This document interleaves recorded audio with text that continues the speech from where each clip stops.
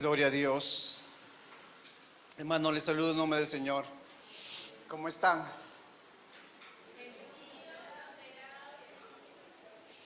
Gloria al Señor. Vamos a abrir nuestras Biblias en el Evangelio según San Juan, capítulo 16.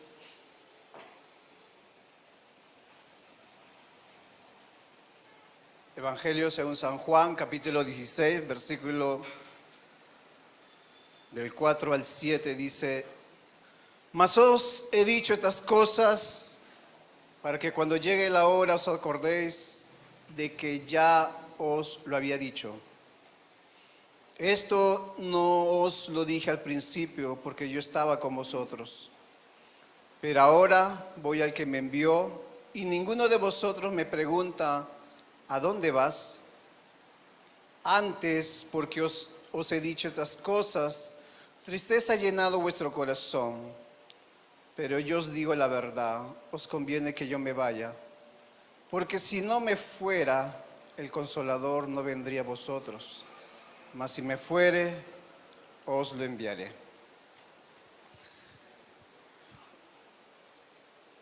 Hoy es un día muy especial, hoy es un día hermoso porque Dios cada día tiene grandes cosas para nuestras vidas.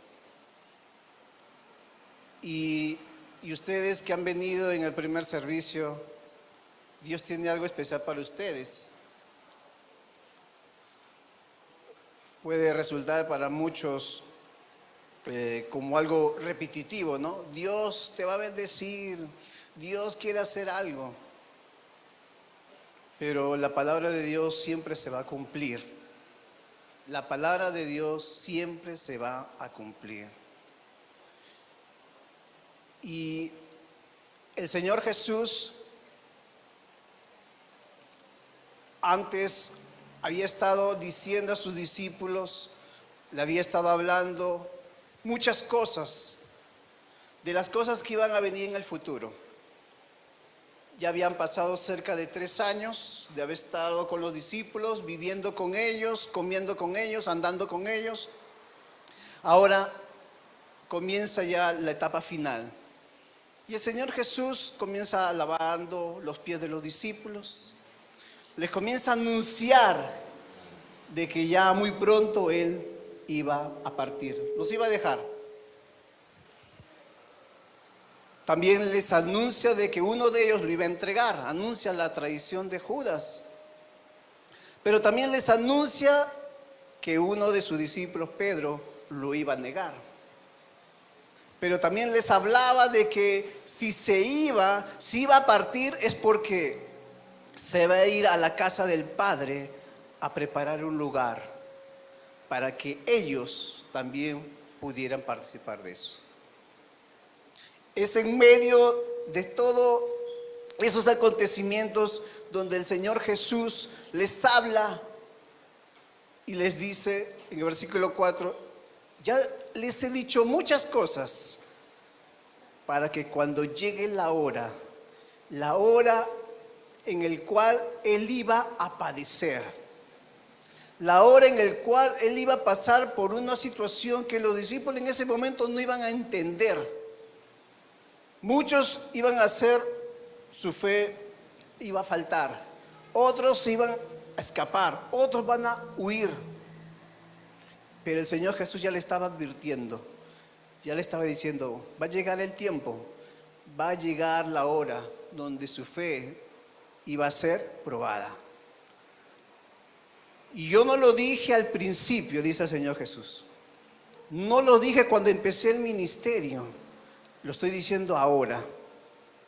Pero el Señor Jesús fue bien directo con sus seguidores, les decía a ellos que si tenían que seguirle, si querían seguirle, tenían que tomar su cruz. Eso era el precio. Ya le estaba advirtiendo de las cosas que iban a padecer aún ellos. Cuando el Señor Jesús se fuera, ellos sabían que iban a pasar por momentos difíciles, donde iban a padecer persecución por los religiosos, iban a vivir momentos difíciles. El Señor Jesús ya les había estado advirtiendo de todo ello. Pero la tristeza al saber que ahora el Señor Jesús les estaba diciendo, mi partida es inminente, yo ya me voy. Eso tocó su corazón de todos sus discípulos. Porque surgieron muchas preguntas. ¿Y ahora qué va a ser de nosotros? Hemos invertido 3 años al lado del Maestro y ahora Él se va. Ellos tenían la idea de que el Señor Jesús iba a quedar hasta que fuese anciano. Ellos no pensaban que el Señor Jesús solamente iba a estar con ellos 3 años. Y para ellos fue algo muy doloroso. Fue un momento de angustia. Un momento donde la tristeza se apoderó de ellos.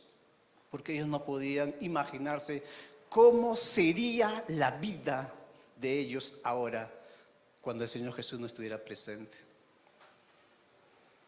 A veces sucede también de que nosotros cuando sufrimos pérdidas también muchas veces no lo entendemos. Nos hacemos muchas preguntas. Y los discípulos tenían al Señor Jesús que le estaba diciendo lo que iba a pasarle a él. Pero el Señor Jesús les dice, ustedes saben que ahora yo me voy, pero nadie me está preguntando a dónde me voy. Porque realmente en ese momento ya la tristeza que había en su corazón se había apoderado de ellos. De tal manera que ya solamente pensaban qué va a pasar, qué va a suceder con ellos.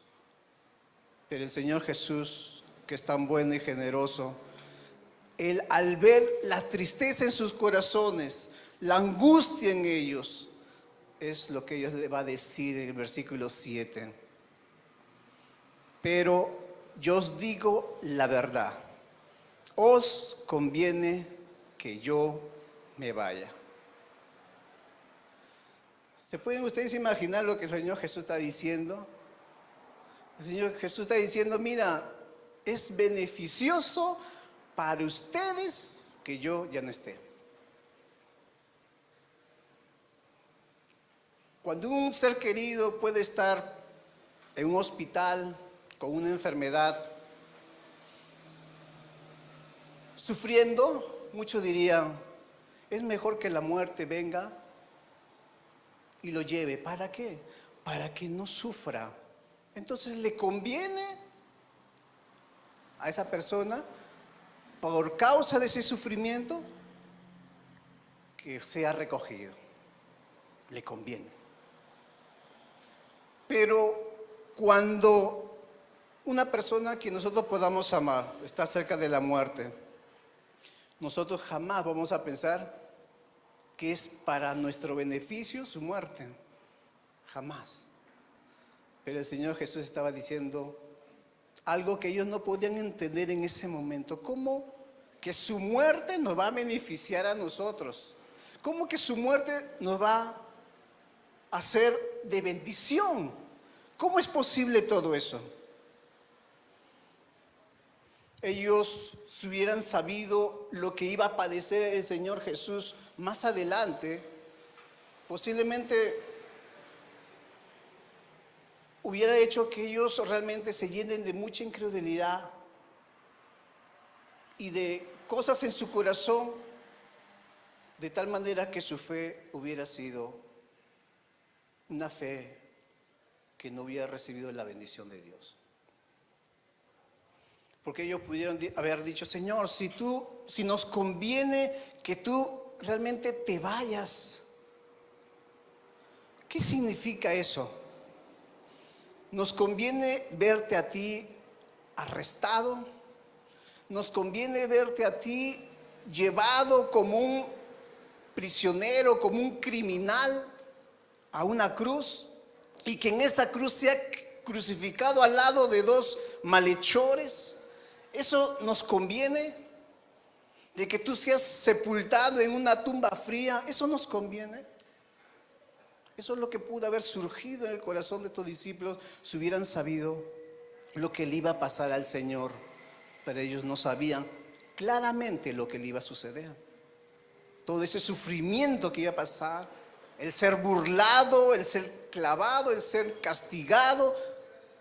Ellos no se imaginaban tanto. Y es por eso que el mismo Señor Jesús, y ahora nosotros podemos entender en los beneficios que conllevaba que el Señor Jesús se fuera. Era necesario que el Señor Jesús se fuera, aunque era doloroso en ese momento para los discípulos, porque su partida significara de que si Él no partía, no habría el Evangelio. Si el Señor Jesús no partía, significaba de que no iba a haber expiación por nuestros pecados, de que aún el mismo Señor Jesús no sería glorificado. Y lo más importante es que el Consolador no hubiera venido. Y por eso el Señor Jesús dice, es necesario, os conviene que yo me vaya. Y en el Evangelio según San Juan, en el capítulo 14, en el versículo 16 y 17, va a hablar acerca del Consolador. La promesa de Dios, la promesa del Espíritu Santo. Y ahí les dice, yo rogaré al Padre y os dará otro Consolador para que esté con vosotros para siempre. El Espíritu de verdad, el cual el mundo no puede recibir porque no le ve ni le conoce, pero vosotros le conocéis, porque mora con vosotros y estará en vosotros. El Señor Jesús le estaba diciendo, fíjese que este es el capítulo 14 y hemos leído primero el capítulo 16. Habían pasado varias horas donde el Señor Jesús ya le estaba diciendo, fíjese que yo le voy a enviar a otro Consolador, a otro igual a mí. Porque Consolador en el griego es Paracleto y significa alguien que está al lado de otro para ayudar o para defender. Implica muchas cosas. Y los griegos usaban esa palabra para referirse a un abogado que estaba en un tribunal y estaba al lado de alguien para defenderlo, o consolarlo, o ayudarlo. Y el Señor Jesús le está diciendo, el Espíritu Santo va a estar con ustedes. No solamente ahora, no solamente Él está con ustedes, dice, porque Él mora con vosotros, es decir, está a su lado. Pero la promesa es, estará dentro de ustedes, dentro de ustedes. Y es importante conocer, porque la promesa de Dios es que nosotros sepamos quién es el Espíritu Santo. Yo les hago la pregunta, ¿quién es el Espíritu Santo? Todos van a decir que es la tercera persona de la Trinidad. Pero, ¿por dónde sacamos eso? Porque no lo encontramos en la Biblia, que el Espíritu Santo sea la tercera persona de la Trinidad. Deducimos porque menciona primero al Padre, al Hijo y al Espíritu Santo. 1, 2, 3. Deducción, tercera persona. Pero el Espíritu Santo no solamente es la tercera persona de la Trinidad, Él también es Dios. Y por eso cuando dice otro Consolador, va diciendo otro igual a mí. ¿Se acuerdan que el apóstol Juan decía, hijitos, si alguno ha pecado, abogado tenemos? ¿Quién es nuestro abogado? Cristo Jesús. Y es la misma palabra que usa aquí, Consolador, Paracleto. Es decir, el Señor Jesús, el Espíritu Santo, también es como nuestro abogado, el que está a nuestro lado. Y el Espíritu Santo está en este momento, en este lugar, aunque nosotros no lo veamos. ¿Por qué convenía que el Señor Jesús se fuera? Porque si el Señor Jesús estuviera aquí, es posiblemente que nosotros no hubiéramos escuchado mucho acerca del Señor Jesús, porque el Señor Jesús tendría que estar en cada lugar para poder predicarles el Evangelio. Pero ahora que el Espíritu Santo está aquí y Él es Dios, Él está en todo lugar. Todos pueden llegar a conocer el Evangelio por la palabra. Y por eso el Señor Jesús decía, os conviene que yo me vaya. ¿Y qué es lo que hace el Espíritu Santo? Porque es importante, si el Espíritu Santo está aquí, es como el mismo Señor Jesús que estuviera aquí presente, aunque no lo veamos, tenemos que saber cuál es su obra. Tenemos que conocerlo. Dice San Juan 16:13, pero cuando venga el Espíritu de verdad, Él os guiará a toda la verdad. Una de las cosas que hace el Espíritu Santo es que nos guía. Él nos guía, dice nos guiará. ¿Cuántos se dejan guiar por el Espíritu Santo? ¿Tú te dejas guiar por el Espíritu Santo? ¿Tú le dices al Espíritu Santo, guíame Espíritu Santo? Porque en Romanos 8:14 el apóstol Pablo decía a la iglesia, porque todos los que son guiados por el Espíritu de Dios, estos son hijos de Dios. Los que son guiados por el Espíritu de Dios, estos son hijos de Dios. Porque esa es la labor. Eso es lo que el Espíritu Santo quiere hacer. Guiarnos, conducirnos, llevarnos. Ustedes creerían que el mismo Señor Jesús también, Él no hacía las cosas siendo Dios, lo que a Él le parecía. Él también tenía que cumplir lo que en el corazón del Padre le había dicho. Fíjense en Lucas 4:1. En Lucas 4:1 dice que Jesús estaba, ¿qué cosa? Lleno del Espíritu Santo. ¿Y qué sucedió? Dice, lleno del Espíritu Santo, volvió del Jordán y fue llevado al desierto. ¿Por quién? Fue llevado por el Espíritu Santo al desierto. Si tú eres lleno del Espíritu Santo, tú tienes que ser guiado por Él. Hay muchos que son llenos del Espíritu Santo y no se dejan guiar. Ese es también otro peligro, ¿no? Por eso dice que los que son hijos de Dios son guiados por el Espíritu Santo. Nosotros podemos ver aún en los mismos discípulos. ¿Se acuerdan cuando Felipe estaba muy lejos de Jerusalén? De pronto una voz le dice, Felipe, acércate a ese carro. En Lucas 8:29 dice que el Espíritu, Hechos 8:29, y el Espíritu dijo a Felipe, acércate y júntate a ese carro. Wow. Y sí, Felipe no hacía lo que él quería, ¿no? El Espíritu le estaba indicando lo que tenía que hacer. Y en ese momento fue donde le predicó al tesorero, ¿no? Que había venido a visitar a Jerusalén. Hombres que eran guiados por el Espíritu Santo, porque el Espíritu Santo guía, nos guía, Él nos va a guiar a toda verdad. También Él nos enseña. ¿Tú te dejas enseñar por el Espíritu Santo? El mismo Señor Jesús dijo a sus discípulos en Lucas 12:2, el Espíritu Santo os enseñará en la misma hora lo que debáis decir. El Espíritu Santo le va a enseñar lo que ustedes van a tener que decir.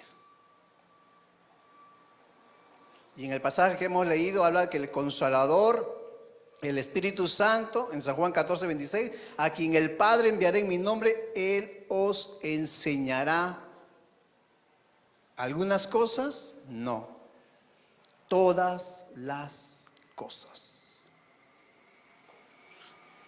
Él os enseñará todas las cosas. ¿Cuán importante es dejarnos guiar por el Espíritu Santo? Dejarnos que Él nos enseñe también. Que Él nos ayude. No sé cuántos han tenido problemas en la oración. ¿A cuántos le ha producido sueño? ¿A cuántos le ha producido molestia, fastidio, cansancio. ¿Qué hiciste antes de empezar tu oración?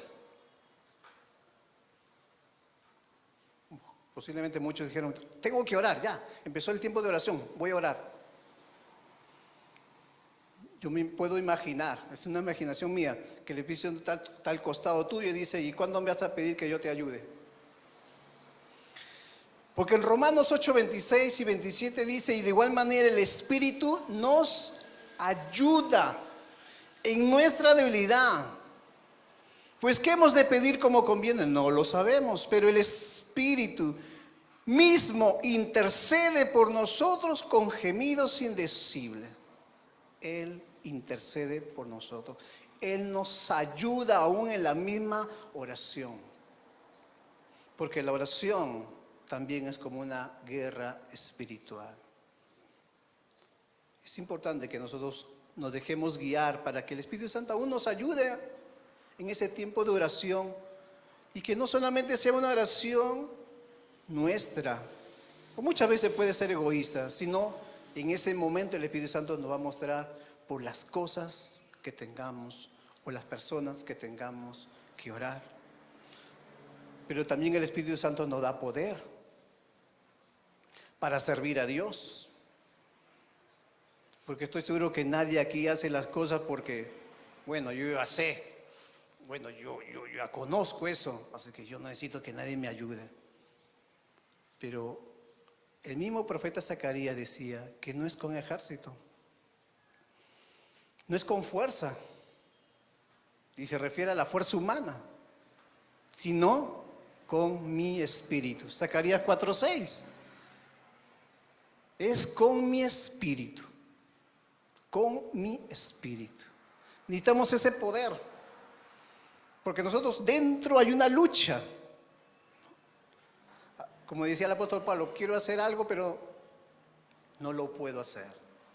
Porque hay una lucha y hay una guerra dentro de mí. Y necesitamos ese poder. El apóstol Pablo le dijo a la iglesia de Éfeso, capítulo 3 de Efesios 3:16, dice, para que os dé, conforme a la riqueza de su gloria, el ser fortalecidos con poder en el hombre interior por su espíritu. Eso es lo que Dios quiere, que nuestro hombre interior sea fortalecido, tenga las fuerzas, tenga el poder, pero gracias al Espíritu. ¿Usted recuerda que el Señor Jesús fue lleno del Espíritu Santo? Fue guiado al desierto, llevado al desierto. Y en el versículo 14 de ese mismo libro de Lucas 4 dice que Él volvió en el poder del Espíritu a Galilea. Y si aún el mismo Señor Jesús, porque Él era humano también. Él se cansaba como tú te cansas, tenía hambre como tú tienes hambre, tienes sueño, igual, tenía esa humanidad. Y por eso Él necesitaba depender de esa ayuda del Espíritu Santo. Por eso volvió en el poder del Espíritu Santo. Ya conocemos lo que hace el Espíritu Santo. Es importante conocer los atributos del Espíritu Santo porque a través de eso ellos nos ayuda en nuestra vida cristiana. Lo que tenemos que hacer y a quién podemos acudir. Pero también hay cosas que nosotros debemos de saber acerca del Espíritu Santo. Él anhela que nosotros seamos llenos de Él. En Efesios 5:18 dice, no os embriaguéis con vino, en lo cual hay disolución, antes bien, sed llenos del Espíritu. Y esa es una orden, ¿verdad? Todos los que han estudiado el lenguaje saben que sed es un verbo, pero al tener la D al final es como un mandato. Id, sed, amad, es una orden, prácticamente. Y el apóstol está diciendo a la iglesia de Éfeso, sean ustedes llenos del Espíritu. Y va a comparar Cuando una persona se embriaga, esa bebida comienza a dominar ese cuerpo y comienza a tener efectos. Algunos caminan tambaleándose, a otros los tumba, y eso es lo que quiere hacer también el Espíritu Santo. Algunos los llenará y hablará y saldrá de su boca palabras, las palabras de Dios. Algunos teólogos dicen, ¿cómo uno puede ser lleno del Espíritu Santo? Y la respuesta que encuentran muchos es lo que dicen los versículos siguientes. En el versículo 19, el 20, 21, ahí dice, si yo quiero ser lleno del Espíritu Santo, tengo que hablar salmos, tengo que cantar himnos, cantos espirituales, tengo que cantar y alabar al Señor en mi corazón.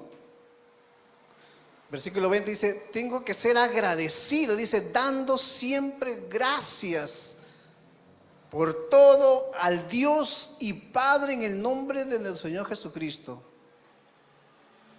Y someteos unos a otros en el temor de Dios. Si yo tengo una autoridad, tengo que someterme. Si soy hijo, someter a mis padres. También hay algunas prohibiciones. Lo que dice en Efesios 4:30, que el Espíritu Santo, así como es Dios, también es una persona. Y aquí esto nos ayuda a entender de que el Espíritu Santo no es como le dicen algunas religiones, que es una fuerza, que es solamente un poder, es también una persona. En Efesios 4:30 dice, y no contristéis al Espíritu Santo de Dios, con el cual fuiste sellados para el día de la redención. Sean llenos del Espíritu Santo, pero no lo contristen, no lo hagan entristecer. No lo hagan entristecer. ¿Y cómo uno contrista al Espíritu Santo, no? Muchos se preguntarán también.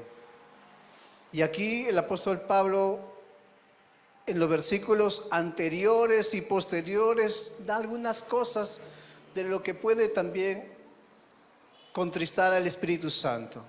En el versículo anterior dice que ninguna palabra corrompida salga de vuestra boca, sino la que sea buena para la necesaria edificación, a fin de dar gracia a los oyentes. ¿Qué palabras puede ser considerada corrompida? Una palabra que lleve a otros a que se pierda. Una palabra corrompida puede ser una mentira. Una palabra corrompida puede ser una palabra hiriente. Y fíjese que en el versículo siguiente, el versículo 31, ahí dice, quítense de vosotros toda amargura, todo enojo, toda ira, toda gritería, maledicencia y toda malicia. ¿Se dan cuenta que la palabra corrompida muchas veces lo explica en el versículo 31?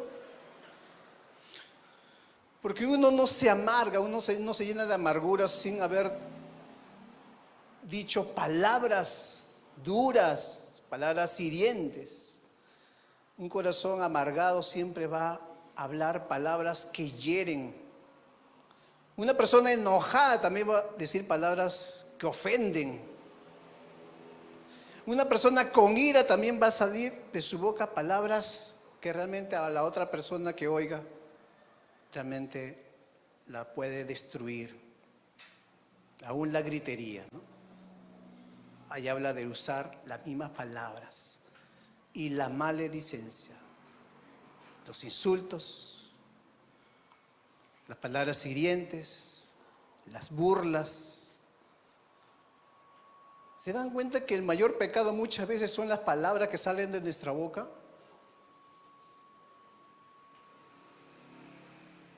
¿Y por qué el Señor Jesús decía, de la abundancia de tu corazón, habla la boca? Entonces hay que ver lo que hay en el corazón. Si en el corazón, y el Señor Jesús le explicaba como el tesoro, si un corazón tiene un tesoro bueno, saldrán cosas buenas, pero si en ese corazón hay cosas malas, saldrá todo lo malo. Y por eso vamos a encontrar siempre en la palabra de Dios que nuestro corazón tiene que ser llenado de la palabra de Dios. Nuestro corazón tiene que ser llenado de su palabra. Aún el apóstol Pablo decía a la iglesia de Colosas que la palabra de Dios esté morando abundantemente en vuestros corazones. En una ocasión, dos hombres están conversando, pero uno era el apóstol Pedro y el otro era Ananías. Y fíjese lo que le dice Pedro a Ananías. Ananías, ¿por qué llenó Satanás tu corazón para que mintieses al Espíritu Santo? Eso está en Hechos 5:3. Hechos 5:3. Para que mintieses al Espíritu Santo y sustrajeses del precio de la heredad. ¿Cómo uno puede contristar al Espíritu Santo por la mentira? Y aquí el apóstol Pedro está diciéndole que era un pecado que al Espíritu Santo lo ofendía tanto que luego vamos a ver las consecuencias, ¿no? Donde Ananías cayó muerto. Para muchos la mentira es algo insignificante.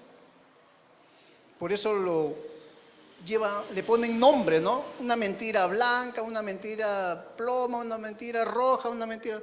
No, mentira para Dios es mentira, porque el autor o padre de la mentira es el diablo. Y nosotros no estamos llamados a hablar mentira. Algunos lo usan para escaparse o para salir de aprietos, ¿no? Para salir de aprieto muchos lo utilizan. No es que me atrapen, tengo que usar una mentirita. No es que me descubran, tengo que usar una mentira. Pero al Espíritu Santo le ofende las mentiras. Nosotros le podemos mentir al Espíritu Santo, claro. Le podemos mentir. Pero podemos sufrir las consecuencias de esa mentira. Aún el apóstol Pablo hablaba de no apagar el espíritu. En Tesalonicenses 5 dice, no apaguéis al espíritu. Es como si el Espíritu Santo fuese un fuego y uno, en vez de que ese fuego permanezca, uno echase agua u otro elemento para que se apague. No lo apagues. No apagues el fuego. Y para este versículo que está en 1 Tesalonicenses 5:19, también podemos encontrar la manera de apagar el espíritu. El apóstol Pablo, desde el versículo 15 al 18, ahí va a mencionar algunas cosas que la iglesia de Tesalónica tenía que corregir para que eso no llevase a apagar el espíritu. Y del versículo 15 de 1 Tesalonicenses 5 dice, mirad que ninguno pague a otro mal por mal. Es decir, no, en la iglesia no debe haber ojo por ojo. Porque eso es lo que estaba viendo el apóstol Pablo, que pagaban algunos mal por mal. Si no les dice, antes, seguir siempre lo bueno, unos para con otros y para con todos. Esa iglesia también estaba padeciendo persecución. Y por eso el apóstol Pablo dice, no estén tristes, sino estad gozosos. Gócense, porque el gozo del Señor es vuestra fuerza, es vuestra fortaleza. Así que estén gozosos. Dice el versículo 18, orad sin cesar. Son maneras que estamos viendo para no apagar el espíritu. nada de ojo contra ojo, estar gozosos, no permitir que la tristeza embargue nuestro corazón, y oración, orad sin cesar. Y si un corazón está en comunión con Dios, ese corazón también va a ser agradecido. Y es por eso que dice ahí, en el versículo siguiente, 19, dad gracias en todo, o 18, perdón, dad gracias en todo, porque esta es la voluntad de Dios para con vosotros en Cristo Jesús. Dad gracias en todo. Un corazón agradecido. Cuando un corazón no es agradecido, un corazón va a blasfemar, va a criticar, va a murmurar contra Dios. Muchos piensan que si uno murmura contra el hermano, no está murmurando contra Dios. Si uno critica al hermano, piensa que no está criticando a Dios. ¿Saben ustedes por qué en la antigüedad Dios prohibió que el hombre matase a otro hombre? Desde los tiempos de Noé, Dios dijo, no deben de matar a otro hombre porque ellos, ese hombre a que tú quitas la vida, ha sido creado a imagen de Dios. Y por eso no lo puedes quitar la vida. De igual manera nosotros, si estamos ofendiendo a una persona es porque estamos ofendiendo también a Dios. Cuando ustedes recuerdan el caso de Adán, Eva, y cuando ellos pecaron, Adán cuando le dice, la mujer, ella me dio de comer, ¿verdad? Ella fue la que me dio de comer, me dio ese fruto. Indirectamente le estaba diciendo, pero esa mujer, Dios, tú me la diste, o sea que tú eres el culpable. Si no hubiera estado esa mujer, yo no hubiera comido. Le estaba echando la culpa a Dios. Y a veces nosotros también podemos pensar que si le echamos la culpa al hombre, no estamos ofendiendo a Dios. Por eso Dios dice, den gracias a Dios por todo. Su corazón sea agradecido y no su corazón se haga murmuración, crítica, todo eso. Y en el último versículo de 1 Tesalonicenses 5, 18, dice, no menosprecies la profecía, no tengas en poco la palabra de Dios. No tengas en poco la palabra de Dios. ¿Por qué? Porque el corazón del hombre siempre va a resistir a Dios. El hombre naturalmente siempre resiste a Dios. El hombre siempre va a querer rebelarse contra Dios, porque el hombre en su naturaleza no quiere buscar a Dios. Y por eso esa resistencia contra Dios. En Hechos 5:17, allí dice, duros de cerviz e incircuncisos de corazón y de oídos, vosotros resistís siempre al Espíritu Santo como vuestros padres, así también vosotros. Fíjese lo duro que era, esas palabras duras de Esteban a todos esos religiosos que estaban escuchando. Y les compara, ustedes resisten al Espíritu Santo, así como sus padres lo hicieron.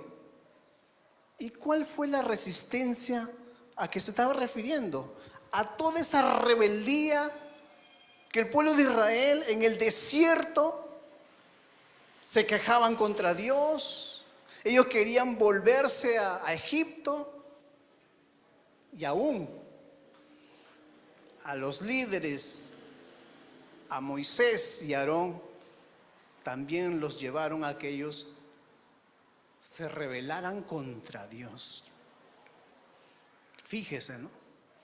Cómo el pecado, cómo muchas veces la maldad también corrompe a los demás.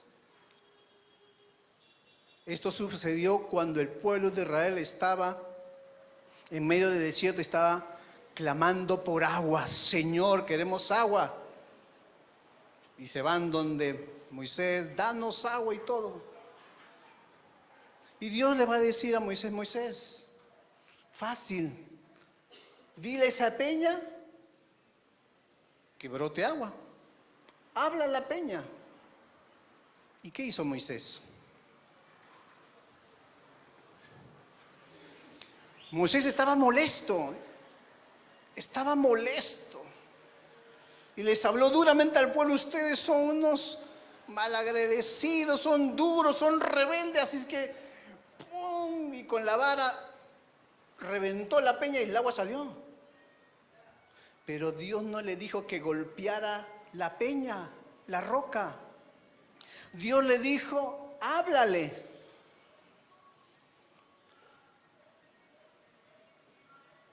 Y por eso él no ingresó a la tierra prometida.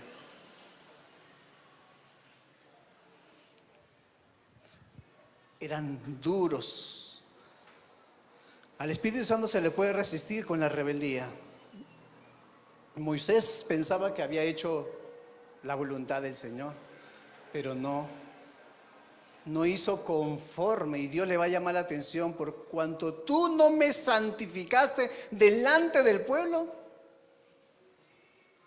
por eso no vas a entrar a la tierra prometida. Al Espíritu Santo también se le puede hacer enojar.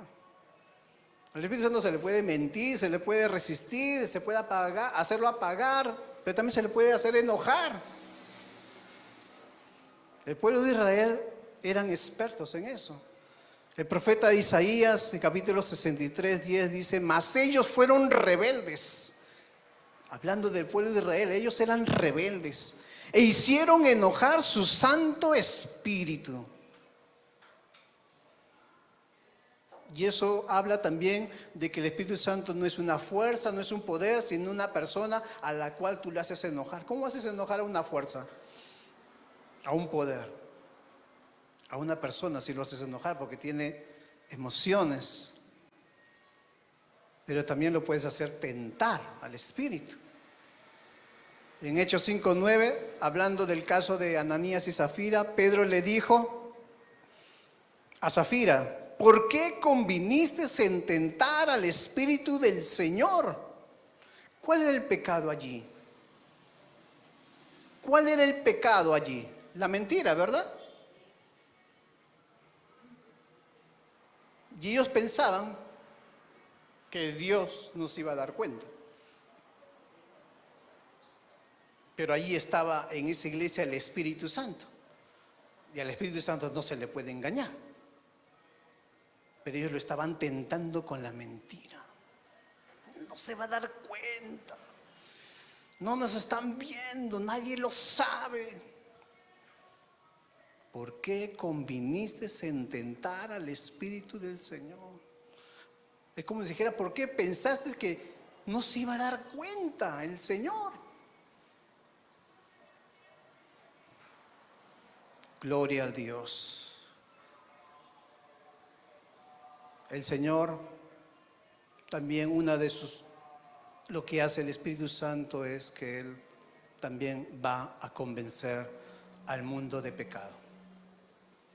Él va a convencer al mundo de pecado. Él dará esa convicción al hombre de pecado. Si nosotros somos convencidos por el Espíritu Santo, Él hará su obra en nosotros. El Espíritu Santo está en este lugar, aunque tú no lo puedas ver. El Espíritu Santo, Él quiere hacer su obra en nuestros corazones. El Espíritu Santo quiere que tú le sirvas. El Espíritu Santo quiere que tú trabajes para Él en su obra. Pero puede en tu corazón haber temores. Y eso yo lo puedo entender. Tú te puedes sentir inseguro. Tú te puedes sentir, pero a mí me falta, o no estoy preparado, o no tengo tiempo. Pero el Espíritu Santo no pide requisitos, dice, ven preparado, ven si tienes tiempo, ven si sientes que no puedes. El Espíritu Santo, así como el Señor Jesús dice, al que viene a mí yo no lo echo fuera. Todos son aceptados para servirle a Él. Porque la fuerza no va a salir de ti. Es una fuerza sobrenatural.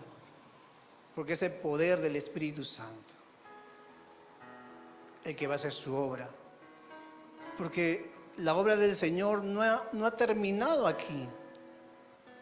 Aún es posible que nosotros ni siquiera nos imaginamos, como los discípulos no se imaginaban cuán bendición era que el Espíritu Santo viniera, porque ellos fueron los que empezaron a revolucionar el mundo por el poder del Espíritu Santo. Todos se dieron cuenta que eran hombres sin letra, que no habían estudiado, que no eran preparados. El Espíritu Santo no quiere personas así preparadas, como diciendo, a ver, porque te veo capacitado, así que te voy a usar. Dios usa a todos sin excepción. Y si tú estás preparado, pero si tú tienes ese corazón dispuesto a decir, Señor, yo te quiero servir realmente. En este año yo quiero servirte. En este año yo quiero hacer más para ti. En tu fuerza no lo vas a hacer, no lo vas a lograr. Porque muchas veces cuando empieza el año todos empiezan, no, este año sí voy a hacer esto. Este año sí voy a ir al gimnasio, voy a bajar 30 kilos, este año sí lo hago. Este año sí voy a terminar mi carrera, voy a terminar mi estudio, voy a conseguir estas metas. Pero a veces muchos en el camino te dicen, no, ya no lo hago, está difícil. Claro, porque muchas veces es en nuestras fuerzas. Pero si el Espíritu Santo es tu fuerza cada día, Él te va a ayudar. Así que no temas. No temas. No temas. Dios te va a ayudar. Dios va a estar contigo. Él te va a capacitar. Él te va a dar el poder que tú necesitas. ¿Tú creerás que ya conoces el poder del Espíritu Santo? Posiblemente que no lo conoces todavía. Y como no lo conoces, a lo mejor sientes ese miedo, ese temor. ¿Será? Porque yo me conozco, yo veo que no puedo contra todo eso. Pero no es en tus fuerzas. Es el poder sobrenatural del Espíritu Santo. Pero esta es la promesa del Padre. El Espíritu Santo no solamente está con nosotros, sino estará dentro de ustedes ahí, guiándote, enseñándote, ayudándote, consolándote, dándote ese poder, porque es para su obra, es para su gloria. Cierra tus ojos. Padre, te damos a ti toda la gloria, toda la honra. Espíritu bendito, tú estás en este lugar, Espíritu Santo. Tú estás llenando esta casa. Tú estás llenando cada corazón que es abierto delante de ti. Cada corazón que se presenta, que presenta sus impotencias, sus debilidades, su escasez. Pero tú eres el Dios Todopoderoso, el que hace milagros, el que cambia vidas, el que transforma vidas. Así como transformaste la vida de tus siervos del pasado, como Pablo, como Pedro, a quienes tú, por medio de ellos, tú te glorificaste.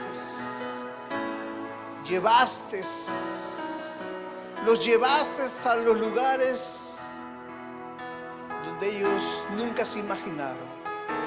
Pero era tu voluntad perfecta, tu voluntad buena y agradable.